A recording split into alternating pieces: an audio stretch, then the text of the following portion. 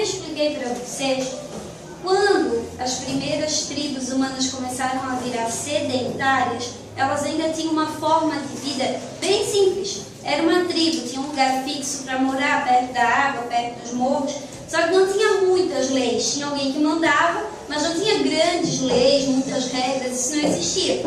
Quando todas essas tribos que moravam ali na região da Crescente Fértil foram morar perto dos mesmos rios, eles tiveram que se organizar para viver em paz, porque eram muitos povos diferentes e dava muita confusão. O primeiro povo a se organizar, deixar de ser uma tribo e virar um povo organizado, como é o Brasil, que a gente vive hoje em dia, foi a Mesopotâmia. Meso, sempre que vocês lerem uma palavrinha com meso, significa entre, no meio, tá? Potâmia, águas, rios. Então a Mesopotâmia significa entre rios, porque ela se formou no meio do Tigre e do Eufrates há 9.000 anos atrás. A Mesopotâmia eram várias cidadezinhas, tá? Uma cidadezinha bem diferente da outra até, porque eram cidades-estado. Nós temos uma cidade, só que o nosso prefeito, ele não pode decidir tudo absolutamente sozinho, porque ele tem que obedecer o governo de Santa Catarina e tem que obedecer o governo federal da presidente. Então a gente ainda tem que obedecer outras duas instâncias. Então a gente não é uma cidade que se manda sozinha. Essas cidades da Mesopotâmia eram diferentes. Todas elas se mandavam sozinhas, porque eram cidades-estado. A primeira cidadezinha que se formou foi a cidadezinha de Ur.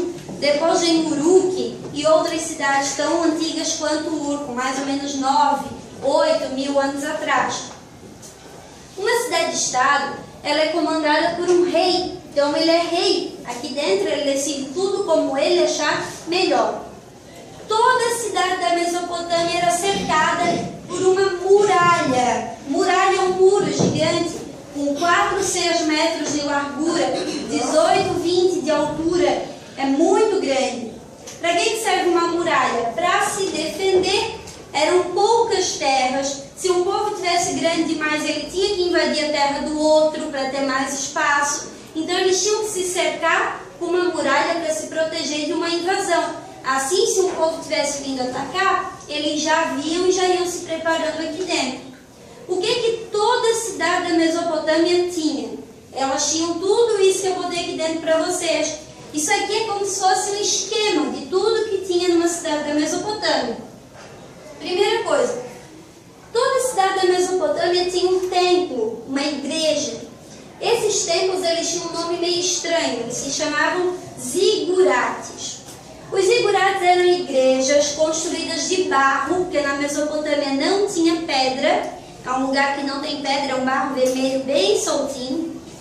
Essas pirâmides, né, eram em formato de pirâmide o templo, porque era para imitar a montanha e chegar perto do céu, perto dos deuses. Essas pirâmides, então, feitas de barro, algumas chegaram a ter 80, 90 metros de altura. A mais alta tinha 100 metros de altura. O nome dela era Torre de Babel. E eram igrejas bem diferentes das nossas, né? Nossa igreja, ela é aberta, ela é uma sala só. Agora, essas aqui, ó, tinham muitas salas lá dentro, muitas. Por que tinham muitas salas? Porque eles tinham muitos deuses. Eles eram politeístas, então eles faziam uma sala para cada deus. Sempre que vocês lerem uma palavrinha com poli, significa muitos, vários. Teísta, Deus. Então eles tinham vários deuses. Então eles faziam a pirâmide de barro com 80, 90 metros de altura. E lá dentro era toda dividida, uma sala para cada deus. Os deuses, eles eram relacionados à natureza. Então tinha o Deus Sol, o Deus Terra, o Deus Vento, o Deus Trovão, aquele rolo todo, né? Aqui dentro só podia morar o sacerdote e a família dele. O sacerdote que fazia os rituais, que fazia as oferendas, que fazia também previsões de futuro para as pessoas. Então ele tinha autorização para morar dentro do zigurate, para cuidar do zigurate, manter limpo e fazer os rituais para os deuses. Ele e a sua família moravam lá. Além disso, toda a cidade da Mesopotâmia fazia comércio.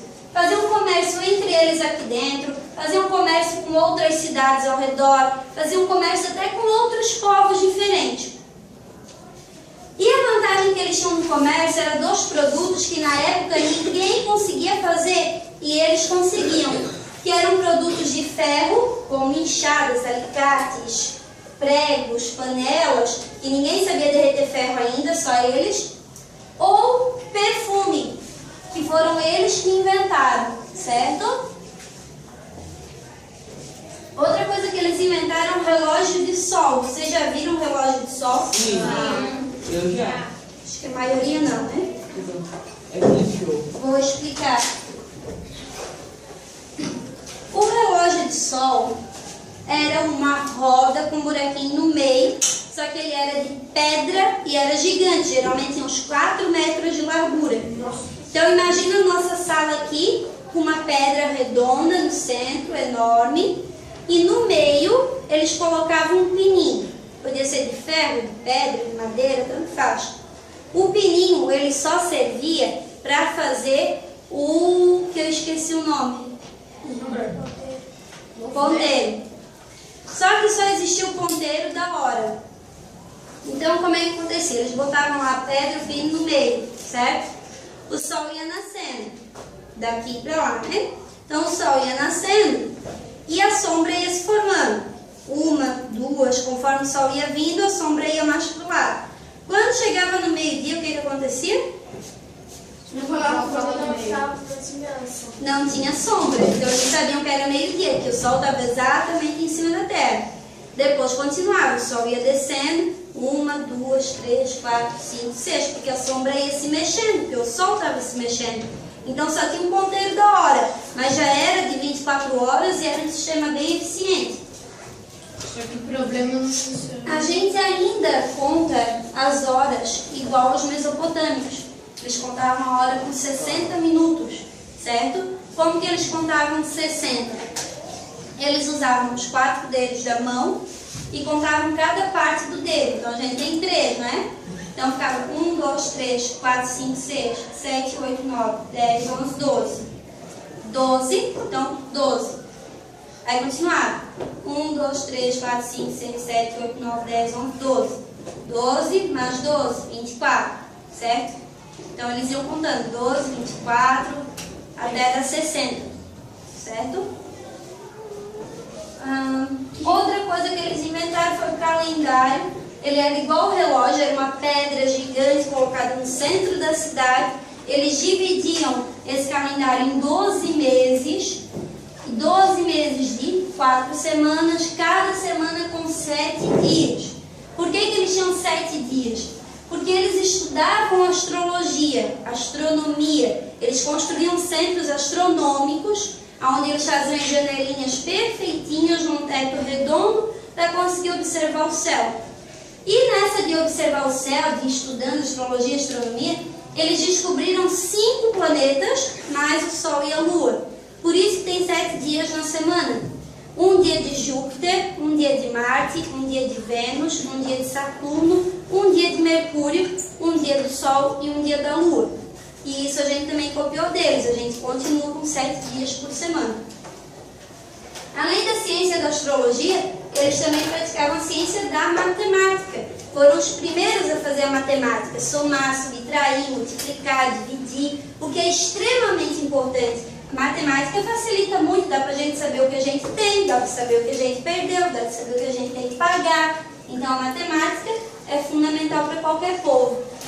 Outra coisa que é fundamental, que dizem que foi a maior invenção da Mesopotâmia, é a roda. O Egito, por exemplo, o Egito nunca conheceu a roda. Então quando eles iam fazer uma pirâmide, eles tinham que andar os 3 meses para sair do deserto, chegar numa montanha, chegar lá, cortar a montanha, tirar uma pedra de mais ou menos 2.000 quilos e vir arrastando nas costas por mais 3 meses. Meu Deus do céu. Porque o Egito nunca inventou a roda. O Egito foi conhecer a roda 3.000 anos depois de já existir Egito, quando eles foram conhecer outros povos que usavam a roda. Eles copiaram a ideia, certo? A roda não é questão de ser atrasado. O Egito tinha médicos, eles não tinham. É questão de ser evoluído em outras coisas. Simplesmente ninguém teve ideia. Com a roda se podia carregar muitas coisas por um espaço muito longe, com menos esforço, fazendo menos força, gastando menos tempo. Então era muito mais prático. Além disso, além de fazer carroça, a roda também foi usada para fazer carros de guerra, que foram importantíssimos. Toda a cidade da Mesopotâmia tinha um exército, e esses exércitos eles eram altamente treinados e tinham carros de guerra. Então, no meio de uma guerra, se tens um carro de guerra, tu consegues atacar de cima, então tu já tens vantagem, porque a tua flecha, a tua espada vai ter mais força, por causa da pressão do ar, né? Uma coisa normal. A pessoa para te atacar vai ter mais dificuldade, porque tu estás lá em cima do carro de guerra. Além de que tu és muito mais rápido. Então, quando eles estão pensando em te jogar uma flechada, tu já não está mais ali, né? Porque o cavalo sai correndo a 80 km por hora, né? Além de cavalo, eles também usavam muito o boi, principalmente na carroça para carregar produtos.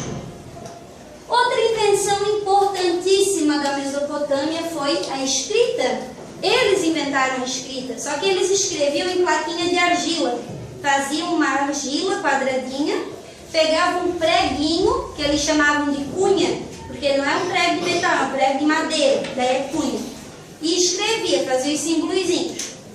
Só que eram mais de 800 símbolos. Cada palavra era um desenho. Então, para aprender a ler e escrever, demorava de 10 a 20 anos. Resumo da novela: nem rei sabia ler e escrever. Porque não tem como o rei ficar 10, 20 anos aprendendo a escrever, tem? Então, eles não conseguiam. Era raríssimo alguém aprender a ler e escrever na Mesopotâmia. Essas pessoas que sabiam ler e escrever, eles eram chamados de escribas. Eram meninos muito ricos, geralmente filhos de sacerdotes, ou filhos mais novos do rei, porque daí eles não iam ficar como reis, né? Porque só ficava o irmão mais velho. Então eram meninos que tinham tempo e dinheiro para ir para a escola. A escola deles se chamava Eduba. Toda a cidade da Mesopotâmia tinha uma Eduba, e o escriba mais velho da cidade ficava lá ensinando os outros a ler e escrever. Por isso esses escribas eles eram contratados pelo rei, porque só eles sabiam ler e escrever, o rei não sabia. Então eles eram homens muito, muito importantes para registrar a história do rei, para contar o passado daquela cidade, para registrar o que o rei tinha de casa, de estrada, de pessoas, tudo, né, gente? Tudo. A importância da escrita é fundamental. Com essa escrita, teve um rei chamado Hammurabi, que ele teve a ideia de escrever as leis para não esquecer e para não poder mudar. Porque como o rei tem poder absoluto, ele ia julgar uma pessoa e às vezes o crime nem era tão grande assim e ele já mandava matar. Porque ele podia fazer o que ele quisesse. E o Hammurabi, que era um homem um pouco mais justo, ele achou mais certo registrar a lei, deixar lá direitinho, para ninguém poder mudar em cima da hora se desse na telha. Assim ele criou a primeira Constituição. Essa palavra vocês não podem esquecer, vocês vão precisar dela o resto da vida. Constituição é um conjunto de leis. A Constituição da Mesopotâmia se chamava Código de Hammurabi. Código de Hammurabi, porque foi o Hammurabi que mandou fazer. Ao todo tinha 282 leis. Mas se ele gravasse na plaquinha de argila, podia quebrar, né? Então o que ele fez? Ele mandou fazer em cima de uma pedra de basalto. Basalto é uma pedra bem dura, ela é cinza, bem escura. Ele fez essa pedra com 2 metros de altura. Lá em cima ele desenhou ele recebendo essas leis de um deus. E embaixo as 282 leis. Ficava no meio da cidade para todo mundo poder ler. Detalhe que ninguém sabia ler, mas tudo bem, estava lá. E escreveu lá. Aí foi escrito com cunha, só que não de madeira, de ferro. Prego de ferro, na verdade, né? Martelando assim, esculpindo. Faz um trabalho. Sim. Essas aqui foram as principais invenções das cidades da Mesopotâmia. Toda cidade tinha isso. A pessoa mais importante é óbvio, né, gente, que era o rei. Só que o rei da Mesopotâmia ele era eleito para governar até ele morrer. Quando ele morria, eles votavam e escolhiam outro. Só podia votar quem era do exército. E só podia ser votado quem era do exército.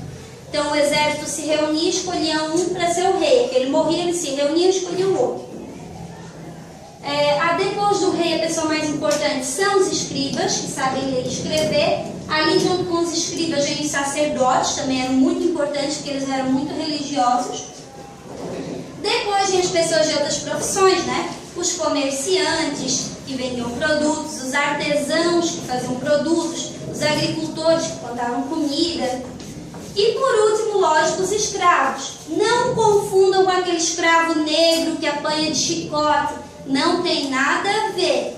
Esses escravos aqui eram homens brancos, assim como eles, que tinham perdido uma guerra. Então vamos supor, essa cidade da Mesopotâmia invadiu outra cidade aqui. Então pega todo mundo que mora lá, traz para cá, vende como escravo. Só que não era um escravo que ia apanhar com chicote, coisa errada. Não. Ele não poderia voltar para casa, ele tinha que ficar na casa da pessoa, obedecer, fazer tudo que a pessoa mandasse, mas ele não sofria grandes castigos nem nada disso, né? Além disso, também podia ser um escravo por venda. Tinha pessoas que se vendiam como escravo. Então vamos supor que eu tenho uma dívida muito grande. Preciso pagar. O que eu faço? Digo, eu vou mandar o meu filho como escravo para ti por 4 anos. Paga a minha dívida? Paga, beleza? Então meu filho vai, fica lá 4 anos na casa dele como escravo, depois ele volta para casa. Ele só tem que ficar esses 4 anos lá obedecendo, trabalhando de graça e tal, certo? Alguns se vendiam, outros vendiam os filhos, alguns vendiam as mulheres, porque quem tomava decisão dentro de casa? O homem mais velho. As famílias da Mesopotâmia eram famílias alargadas, não era igual às nossas. As nossas hoje em dia é mãe, pai e filho, né? Está cada vez menor, às vezes é só mãe e filho, né? Às vezes é pai e filho. Famílias pequenas as nossas. As famílias alargadas da Mesopotâmia, o nome já diz, é larga, é grande. Então era assim, ó, pai, mãe, filhos, avós, avós, primos, primas, tios, tias, cunhados, cunhadas, todo mundo junto. Imagina a família toda de vocês morando junto. Assim, a menina quando casa, ela vai embora. Ela vai morar com a família do marido, certo? Só que os meninos, eles ficam todos e quando eles se casam, as mulheres deles vêm. Então eram famílias enormes. E famílias assim, de no mínimo 50 pessoas que moravam numa casa que não era dividida, era uma casa do tamanho da nossa sala aqui, mais ou menos, sem divisão nenhuma. Então aqui eles comiam, eles dormiam, eles descansavam, todo mundo junto, ali tudo junto e misturado. Cada casa tinha uma profissão, porque a gente aprendia a trabalhar com o pai. Então se meu pai é agricultor, nós vamos trabalhar na agricultura com o nosso pai. A outra sala, o mais velho lá em sapateiro, todos os outros vão aprender a ser sapateiros. Então cada família tinha uma profissão. Não existia infância. Criança estava em pezinho com 2 aninhos de idade, já conseguia carregar uma sementinha no bolso e jogar no buraco, já ia trabalhar. Não existia infância. Beleza? E mais ou menos assim, então era a vida na Mesopotâmia há 9.000 anos atrás. Mas a gente não pode esquecer que apesar de não ter infância, da vida ser difícil, de trabalhar bastante, a gente não pode esquecer das grandes invenções deles, que a gente usa até hoje, certo?